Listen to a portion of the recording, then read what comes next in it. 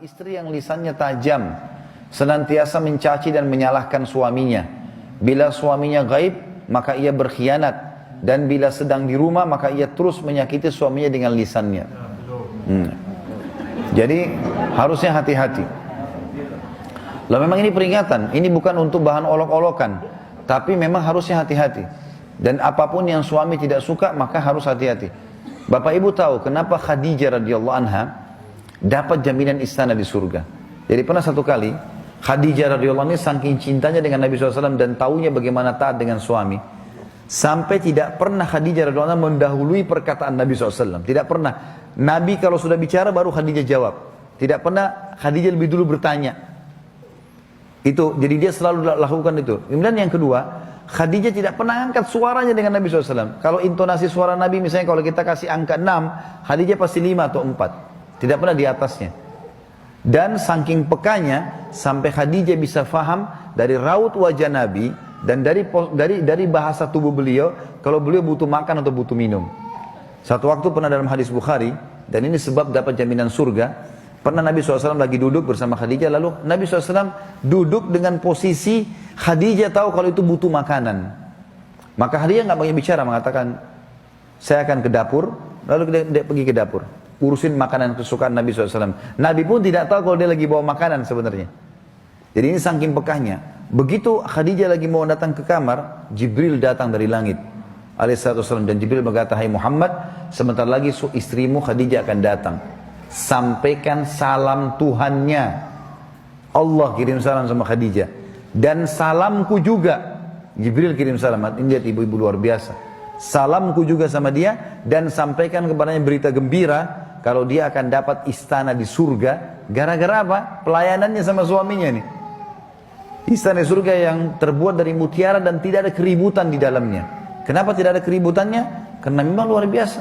Khadijah pun tidak pernah buat ribut dalam rumah tangganya. Maka Allah berikan itu. Makanya ini poin penting harus digarisbawahi. Dan yang paling berbahaya memang dari perempuan, ibu-ibu hati-hati lisannya. Kontrol lisan. Karena kapan intonasi suara dan kalimat ini keluar kasar, ibu sedang hadapin suami. Laki-laki itu kalau digunakan kelembutan, dia akan menaungi. Ibu gunakan kekasaran, dia akan hadapi seperti hadapi laki-laki. Ibu jangan marah banting piring.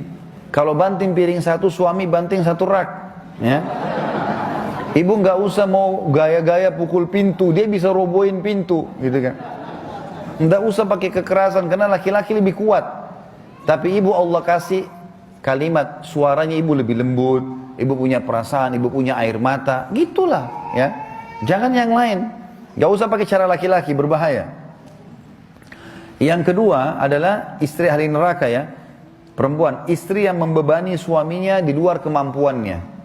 Ibu tahu nggak, subhanallah, ada penelitian Bapak Ibu sekalian, banyaknya terjadi masalah, laki-laki yang koruptor, ada masalah apa segala, di belakangnya istrinya.